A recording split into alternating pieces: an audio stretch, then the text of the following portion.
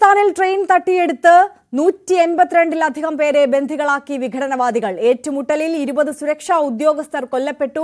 പെഷവർ കൊറ്റ റൂട്ടിലോടുന്ന Jafar express ആണ് Baloch liberation army തട്ടിയെടുത്തത്. സൈനിക നടപടി ഉണ്ടായാൽ പ്രത്യാഘാതം ഗുരുതരമാകുമെന്നാണ് ബലോച്ച് ലിബറേഷൻ ആർമിയുടെ മുന്നറിയിപ്പ്. ഇന്റർനാഷണൽ ഡെസ്കിൽ നിന്ന് മനു ഭരത് നമുക്കൊപ്പം ചേരുകയാണ്. മനു, മുൾമുനയിൽ നിൽക്കുകയാണ് പാകിസ്ഥാൻ. ഇപ്പോൾ ഏറെ ആശങ്കാജനകമായ സാഹചര്യം. ഇതിനെ എങ്ങനെ നേരിടാനാണ് സർക്കാർ തലത്തിൽ ആലോചനകൾ വരുന്നത്? ഇപ്പോൾ നിലവിലത്തെ സാഹചര്യം ഇതിൽ പാകിസ്ഥാനിൽ ആഭ്യന്തര കലാപം രൂക്ഷമായി എന്ന വിവരങ്ങൾ തന്നെയാണ് പുറത്തു വരുന്നത്. അതിൻ്റെ ഭാഗമായാണ് ഈ തീവണ്ടി തട്ടിയെടുക്കുകയും അതിലുള്ള യാത്രക്കാരെ ബന്ദികളാക്കുകയും ചെയ്തിട്ടുള്ളത്. ഏതാണ്ട് 450-ലധികം യാത്രക്കാരാണ് ഈ 9 ബോഗികളുള്ള ജാഫർ എക്സ്പ്രസിൽ ഉണ്ടായിരുന്നത്. അതിൽ കുറേ പേരെ മോചിപ്പിച്ചു എന്ന വിവരങ്ങൾ പുറത്തു വരുന്നു. ഇപ്പോൾ 182 പേരാണ് ബന്ദികളായുള്ളത്. സൈന്യവും അതുപോലെ ഈ സായുധ സംഘവും തമ്മിലുള്ള ഏറ്റുമുട്ടൽ തുടരുന്നു. 20 പാകിസ്ഥാൻ സൈനികർ കൊല്ലപ്പെട്ടതായുള്ള വിവരങ്ങളാണ് ഇപ്പോൾ ബലൂച്ച് ലിബറേഷൻ ആർമി സ്ഥിരീകരിക്കുന്നത്. അതേസമയം ബലൂച്ചിൽ നിന്നുള്ള പാകിസ്ഥാൻ നാഷണൽ അസംബ്ലിയിലെ അംഗം അബ്ദുൽ ഖാദിർ CNN ന്യൂസ് 18-നുമായി പങ്കുവയ്ക്കുന്ന വിവരം 150 പാകിസ്ഥാൻ സൈനികർ കൊല്ലപ്പെട്ടു എന്നാണ്. അങ്ങനെ വന്നാൽ അത് വലിയ പ്രത്യാഘാതങ്ങൾ അല്ലെങ്കിൽ ദൂരവ്യാപകമായ പ്രത്യാഘാതങ്ങൾ ഉണ്ടാക്കും എന്ന് വേണം മനസ്സിലാക്കാൻ. ഏതായാലും ഈ ബലൂച്ച് ലിബറേഷൻ ആർമി ബലൂചിസ്ഥാൻ കേന്ദ്രമായി ഒരു സ്വതന്ത്ര രാജ്യം വേണം എന്ന നിലപാട് ശക്തമാക്കുകയാണ്. കഴിഞ്ഞ കാലങ്ങളിൽ അവരുടെ ഭാഗത്തുനിന്ന് വലിയ തോതിലുള്ള പ്രക്ഷോഭവും ഉണ്ടായിരുന്നു. ബലൂച്ച് ലിബറേഷൻ ആർമി ഒരു വാർത്താക്കുറിപ്പ് പുറത്തുവിട്ടിട്ടുണ്ട്. അതിൽ അവർ വ്യക്തമാക്കുന്നത് വളരെ സൂക്ഷ്മമായി ആവിഷ്കരിച്ച് നടപ്പിലാക്കിയ ഒരു പദ്ധതിയാണ് ഇത് എന്നാണ്. മാഷ്കാഫ്, ധാദർ, അതുപോലെ ബോളൻ എന്നീ പ്രദേശങ്ങളിൽ നിന്നുള്ള അവരുടെ സ്വാതന്ത്ര്യ സമര സേനാനികളാണ് ഈ തീവണ്ടി തട്ടിയെടുക്കുന്ന പ്രവർത്തനത്തിൽ ഏർപ്പെട്ടത് എന്ന് അവർ വ്യക്തമാക്കുന്നു. ഈ പരിപാടി നടപ്പിലാക്കുന്നതിനായി ബലൂച്ച് ലിബറേഷൻ ആർമിയുടെ മജീദ് ബ്രിഗേഡ്, അതുപോലെ STOS സ്പെഷ്യൽ ടീമാണ് STOS, അതുപോലെ ഫത്തേഹ് സ്ക്വാഡ്, ഈ 3 സംഘങ്ങളുമാണ് പ്രവർത്തിച്ചത് എന്നവർ വ്യക്തമാക്കുന്നു.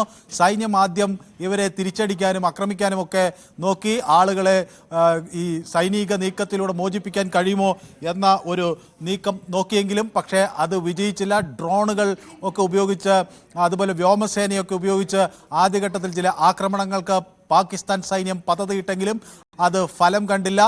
ഈ തീവണ്ടിക്കകത്തുള്ള ആളുകളെ കൂട്ടമായി കൊലപ്പെടുത്തുമെന്നൊരു ഭീഷണി മുഴക്കിയ സാഹചര്യത്തിൽ പാകിസ്ഥാൻ സൈന്യം പിൻവാങ്ങിയതായാണ് വിവരം. ഏതായാലും 150ഓളം സൈനികർ കൊല്ലപ്പെട്ടു എന്ന വിവരം ബലോച്ചിൽ നിന്ന് വരുന്നു. അതേസമയം 20 പേരാണ് കൊല്ലപ്പെട്ടിട്ടുള്ളത് എന്ന് ലിബറേഷൻ ആർമി വ്യക്തമാക്കുന്നു. ഇതിൻ്റെ ഔദ്യോഗികമായ കണക്കുകളിൽ കൃത്യത ഇനി വരേണ്ടതുണ്ട്. ഏതായാലും പാകിസ്ഥാനിൽ കാര്യങ്ങൾ അത്ര സുഖകരമായല്ല പോകുന്നത് എന്നതിൻ്റെ കൃത്യമായ സൂചനകൾ തന്നെയാണ് പുറത്തു വരുന്നത്. മനു ഇപ്പോൾ സൂചിപ്പിച്ചതുപോലെ തന്നെ ഈ വിഘടനവാദികളെ അക്രമത്തിലൂടെ സൈനികമായി നേരിട്ട് തോൽപ്പിക്കാൻ കഴിയില്ല. അങ്ങനെ ശ്രമിക്കുകയാണെന്നുണ്ടെങ്കിൽ ആ ബന്ദികളായിട്ടുള്ള സാധാരണക്കാരായിട്ടുള്ള ആളുകളുടെ ജീവൻ നഷ്ടമാകുമെന്നുള്ള ആശങ്ക നിലനിൽക്കുകയാണ്. അപ്പോൾ എങ്ങനെ ഈ നീക്കത്തെ പ്രതിരോധിക്കാനാണ് ശ്രമിക്കുന്നത്? പാകിസ്ഥാൻ ഭരണകൂടം ഇതുമായി ബന്ധപ്പെട്ട് എന്തെങ്കിലും വിവരങ്ങൾ പുറത്തേക്ക് തരുന്നുണ്ടോ? ഇതിൽ പ്രധാനമായി പാകിസ്ഥാനിൽ ബലൂച്ച് കേന്ദ്രമാക്കി വലിയ തോതിലുള്ള അതൃപ്തി പടരുന്നതിൻ്റെ വിവരങ്ങൾ ആദ്യഘട്ടത്തിൽ തന്നെ പുറത്തു വന്നിരുന്നു. ഈ ബലൂച്ച് മേഖലയിൽ അവിടെ ഒരു സ്വാതന്ത്ര്യ പ്രഖ്യാപനം നടത്തണമെന്ന ആവശ്യം അവർ മുന്നോട്ട് വച്ചിരുന്നു. മാത്രവുമല്ല, അവർക്ക് അർഹമായ പ്രാതിനിധ്യം സർക്കാരിൻ്റെ ഭാഗത്തു നിന്ന് കിട്ടുന്നില്ല എന്ന ഒരു ആരോപണം അവർ ഉന്നയിക്കുകയും ചെയ്തിരുന്നു. പ്രത്യേകിച്ച് പേഷ്വാർ, അതുപോലെ പാക്തുൻഖ്വ തുടങ്ങിയ പ്രദേശങ്ങളിൽ അവിടെ ജനങ്ങൾ പാകിസ്ഥാൻ സർക്കാരിൻ്റെ നടപടികൾക്കെതിരെ ശക്തമായി നീങ്ങുന്ന ഒരു സാഹചര്യമാണ് കുറച്ചു കാലമായി നിലവിലുള്ളത്. നേരത്തെ ഈ പേഷ്വാറിലേക്കുള്ള തീവണ്ടി ഗതാഗതമൊക്കെ തടസ്സപ്പെട്ടൊരു സാഹചര്യമായിരുന്നു. അതിപ്പോൾ പുനഃസ്ഥാപിച്ചിട്ട് കുറച്ച് ദിവസങ്ങളെ ആയുള്ളൂ, ഒരു മാസത്തോളം മാത്രമേ ആയിട്ടുള്ളൂ.